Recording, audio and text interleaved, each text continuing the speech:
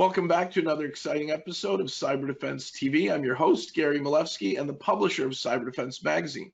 Sitting in my hot seat today is a very special guest from a very cool company which was founded in the late 90s. It's SECUREDATA, and this is the Chief Operating Officer, Sergey Guliev. Sergey, welcome to the hot seat. My pleasure.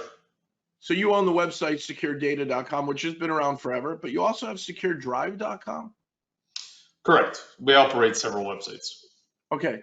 Now, you've done data forensics. You've solved problems where people send in their hard drive they think is broken.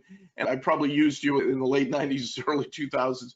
And you send the drive in and it comes back and you guys have found the files that were missing or broken, maybe my Bitcoin wallet, for example. I bet you get a lot of those. There's lots of cases that we help individuals and corporations with, and the type of files on there really vary from VM snapshots and large databases to maybe Bitcoin wallets and personal digital memories and phone recovery. So they really vary, but it's not about the type of data. It's about the work that we do here. We restore files that have been lost forever and for good, and we make sure that when they are returned, they're returned in the securest way possible. That's where we entered into the manufacturing space in hardware encrypted drives, and we now have a family of FIPS validated hardware encrypted devices, which can be authenticated by the user in a very easy and convenient way through PIN authentication on the unit or through an app, which is a very unique functionality. Now you were pivoting to my next question, Rinjdal, otherwise known as AES 256-bit encryption. I love encryption. I eat encryption for breakfast. Without strong encryption, what do we have? We have clear text data like millions of credit cards stolen. It happens all the time. And today there was a huge breach that we announced on our website. Every day there's another breach. I can't keep up with the breaches. So these breaches happen because people are not using data encryption at rest and data encryption in transit. Now, when we go to buy things online, you use SSL or TLS and you're off thinking, hey, I'm securely sending them my credit card data, but how are they storing it? And how are they managing the storage? And what happens when someone breaks in and gets that data? You've solved this problem from small business to large enterprise. You've solved this with a FIPS approved, what is it, FIPS 140? I forgot the number, but. It's FIPS 140 to level 3 validation. It's a mouthful, but really what we do here is we try to do our part to make the world a little bit more secure for offline data. And as you mentioned, data breaches, unfortunately, are daily occurrence. The headlines really don't do the justice of the damage that they cause. So essentially what we do is we try to maintain security around offline content. And what our solutions offer is a way to keep offline encrypted backups. And that's more than just data breaches, because of course unauthorized access is limited and we give the user full control over where that data can be opened and unlocked. But more than that, we give them a chance to back up their files in an encrypted state. So ransomware attacks are no less of a threat than data breaches. And this is a great solution against ransomware. We try to educate our customers as much as we can to make sure that they follow that 3-2-1 backup rule and that one copy is offline in an encrypted state. That's going to make sure that there's no loss of face or embarrassment or the costs involved with these ransomware attacks or these data breaches. So that's what we're all about here. So Sergey, what is the 3-2-1 backup rule? So you want to have 3 copies of your data on 2 digital media and at least 1 off-site. So that off-site solution is where the encrypted backups come into play, because again, these devices come in a variety of sizes, up to 16 terabytes in space, so they can store VM snapshots or just snapshots of virtual machines or entire servers, or just large data sets that can be put into off-site storage. And then if they ever fall into their own hands, they're completely protected and secure. And if the company does experience, or if the organization or even an end user experiences a ransomware attack, they can wipe the affected device and restore from a backup, because these are bootable. So reduces downtime, reduces risk, reduces the headache associated with any cyber crime that's out there. So this is exactly what we put several years of development into, making that very simple to use. Now, I was partially joking about where's my Bitcoin wallet, but you actually have a really cool USB stick version with a keypad on it, and the same with an external hard drive, which I think I saw at SecureDrive.com. Can you tell us more about that? Sure. So cryptocurrency is becoming a part of life, and a lot of people put very different emphasis about its usability. The technology is fantastic, and the way to keep those coins essentially is a regular USB drive, which is not secure, or you can use a secure USB drive that's software encrypted. But software encryption only does so much, and with the prices of cryptocurrency, some of that cryptocurrency where it is right now, that data can be very valuable. One of the headlines we saw in the past few months was almost $400 million of market value to that date was lost because the early adopters of, I believe, Bitcoin stored it on an encrypted USB drive, but then forgot the password. And it's only as good as you authorized user can actually access that data. So from a standpoint of security, there needs to be, our encrypted products, of course, have no backdoors. So as an organization, we wouldn't be able to unlock them because of the AES-256 encryption and how it's enabled and how it's implemented. But the user with our BT line, for instance, if they store their digital crypto wallet on that device, they, in an event, if they forget their password, have the ability to authenticate using a 6-digit code sent to their mobile device, and then essentially gain access to those files. It's very important, very practical, but we did hear of some similar solutions that don't have a way to retrieve the password on them, costing hundreds of millions of dollars at that point. So it's a great question, great use case for it as well. That's excellent. And again, you're not unscrewing keys and backdooring, but you are providing a recovery method that does validate the individual based on their mobile identifier.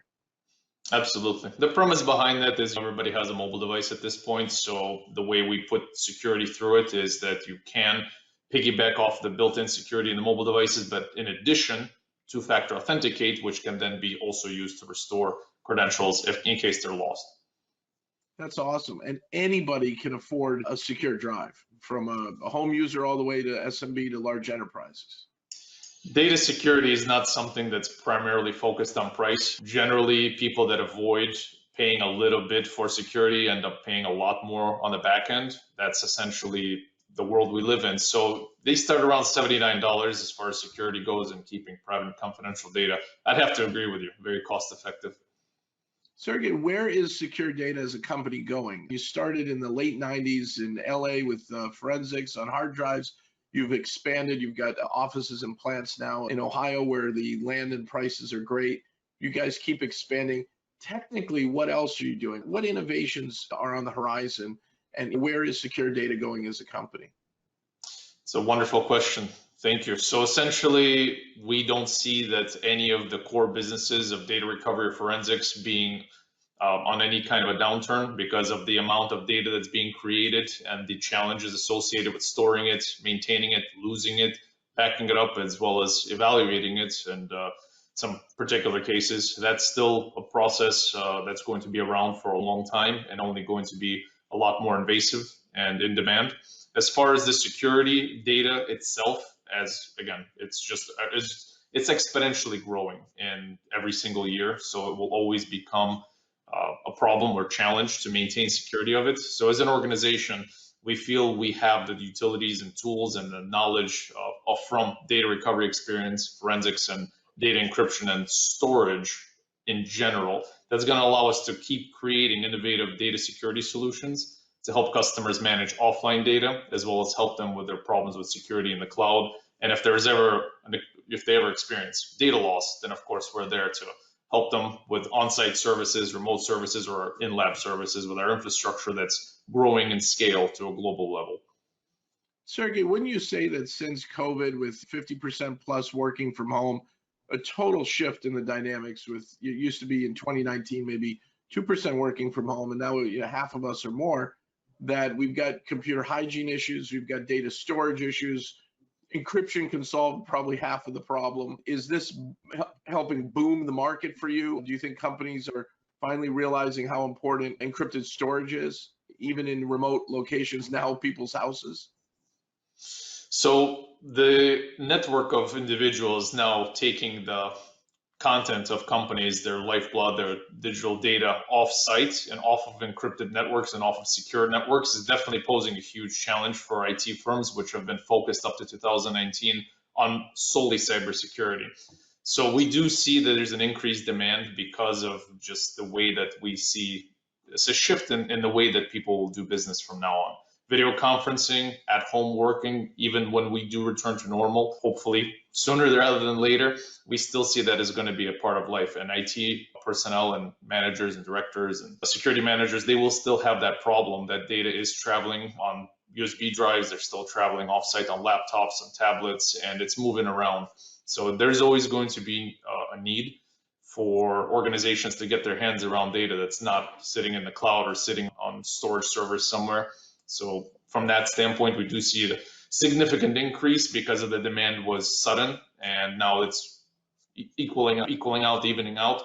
But we still see in the future, as companies have a turnover rates, new employees come in, they'll require additional storage, they'll also require additional access to secure laptops or secure networks. So from that regard, we don't see the demand dropping off anytime soon, and this is just a new way of doing business.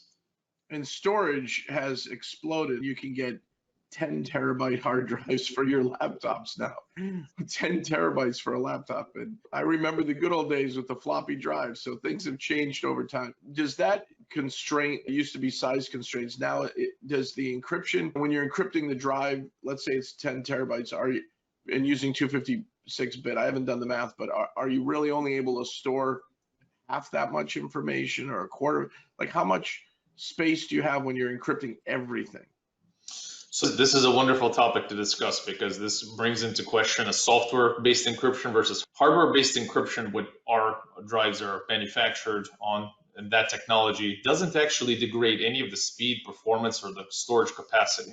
With some software solutions, there's going to be some bloating as far as the transfer speeds, as far as the encryption itself. The size, however, is not tremendously affected with the current technology, the way that it's moving right now. That's great. And you guys are building your own chipsets and manufacturing and assembling your own hardware. So we're talking about the FIPS compliance is not software. We're talking about hardware-based encryption and the file I/O, the speeds and feeds. You're handling it all right there on the hardware, from the USB stick to the physical hard drive. Fantastic question. We don't focus on the speed. Speed essentially becomes something of a little bit of a lost step when it comes to security. We focus on the most secure drives that we can possibly manufacture, that have no backdoors, no holes in security, so people can sleep a lot better at night knowing this data is sensitively traveling throughout the world. But in that regard, hardware encryption, again, there is no loss of speed, no degradation of speed. So in some cases, we even outperform regular non-encrypted drives because of the components we use. And depending on, of course, the level of the chips, the controllers, and the memory that's being used, the quality of the performance does fluctuate. So we use grade A components in our product line. And when benchmarked against similar products, we outperform, in my opinion, and in the reviews that have been published, we outperform, again, even some non-encrypted drives, but definitely the competition.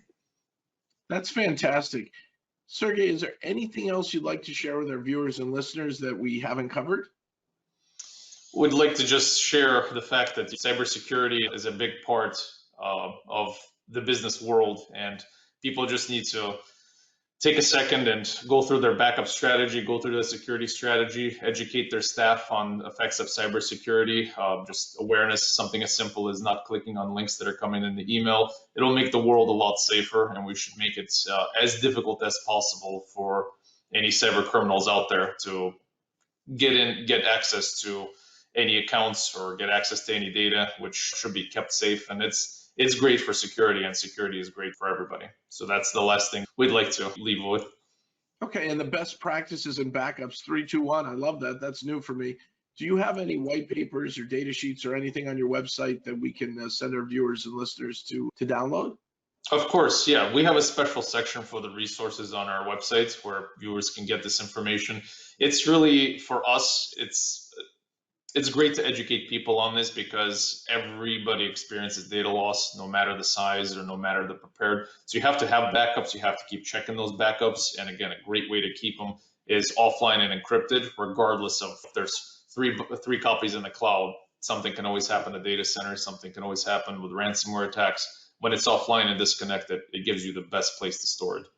Sounds great. Sergey Guliev, you have made it through my hot seat. You are the COO of one of the coolest companies on securing our data. It's SecureData.com. We SecureData.com. We'll send our viewers to SecureDrive.com as well. And then folks, come back next time for another exciting episode of Cyber Defense TV. Thank you, Gary.